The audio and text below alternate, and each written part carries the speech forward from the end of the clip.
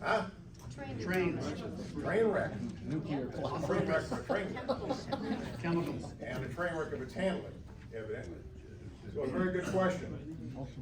So are Idaho railways safe? And while railroads are a federal thing, they're still coming through this county. So, Ben, you're itching to say something? Transportation. I was Stand up. teasing Doug.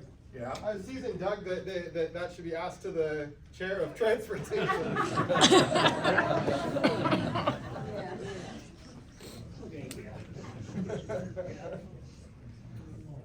Lots of flammables coming through. I guess the honest answer is, I think the most honest answer is I don't really know. I mean, those are all private companies.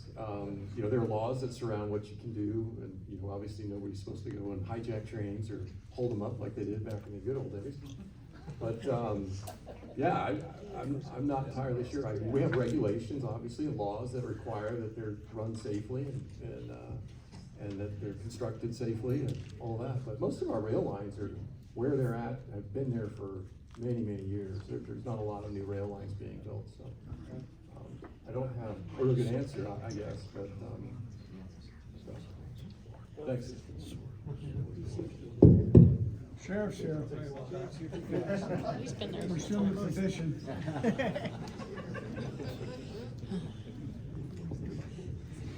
I'll go ahead and speak to that. Mike? My years in the House, I was on the Transportation Committee, now I'm on Doug's committee in the Senate. And most of the railroads in Idaho are private railroads. The amount of miles of rail line is shrinking. I don't think that's a good thing. Now they're being turned into bicycle paths. Doug and I are both avid bike riders, but I would rather see them as railroads than on bike paths. But one thing I tried to do this session in the legislature was, I'm concerned about that, and I'm concerned about all the food processing plants that seem to be having problems both in Idaho and worldwide.